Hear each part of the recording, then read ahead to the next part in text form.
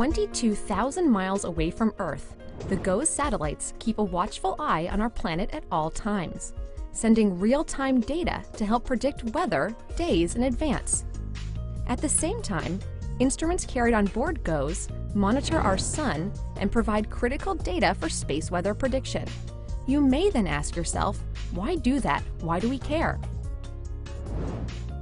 When you think of space weather, and they talk about things like solar wind, it's not the wind that you breathe. This is radiation that's coming off of the sun. Protons, electrons that come streaming off of the sun towards the Earth, and they get caught in the Earth's magnetic field. They get mirrored down to the poles. You see the aurora borealis. They heat the Earth's environment and it cools. And so that heating and that cooling certainly has an impact on our Earth-based weather. You may not know it, but you can have a solar storm and all of a sudden you're pumping gas with your credit card and it's not working in the machine. That can be from a disruption in communication satellites from solar weather. The solar weather affects you every day down here as well, not only just astronauts, it affects people on Earth. In fact, space weather data is so important for everyday life here on Earth that there are people who actually monitor that data 24 hours a day, 365 days a year. Hello, I'm Howard Singer, Chief Scientist at NOAA's Space Weather Prediction Center here in Boulder, Colorado. We study the space environment and provide information about what's going on in space and on the Earth that's influenced by our sun. The antennas that you see behind me are used to capture data from the geosynchronous satellites, the GOES satellites, that are over 22,000 miles above us here in Boulder. This is manned 24/7, 365. Space weather can happen at any time. The forecasters assimilate all this data to develop both a probabilistic forecast for the next 24 hours. The forecasters can also issue alerts and warnings in real time.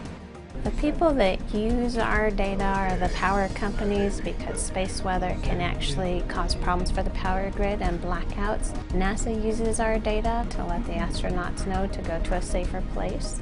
Typically it has to be clear to go out on a spacewalk because you do subject yourself to even higher radiation because you're not shielded by either the shuttle or the space station. Also, GPS users use our data because space weather can increase errors in GPS data. We can do things like warn planes that if they fly at a certain latitude, they will lose communications. Or we can let satellite operators know that radiation levels are high and they can operate their instrument in a way that will make them less susceptible. All of these new customers, these new technologies now depend on space weather in order to protect their systems. Other satellites, such as Stereo, SOHO, and SDO, are dedicated to help scientists study the sun. Space weather forecasters use that data as well to create different models. So why then would a weather satellite like GOES need to also look at the sun? SOHO, Stereo, SDO going up, they're all NASA experimental satellites looking for scientific data. GOES is actually operated by NOAA. We develop it here at NASA, and they're operational satellites. So that means that there's always two satellites running at all times, and should one of those fail, that there's even a third satellite up there in storage waiting to be turned down.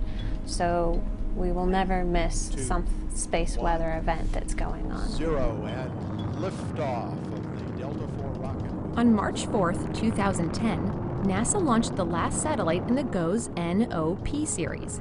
GOES P, now GOES 15, will ensure continuity of service and delivery of real-time data to help predict space and Earth-based weather more accurately. We're actually working on the replacement of those, the GOES R series, and they're going to be lasting for 5 years of storage and 15 years on orbit.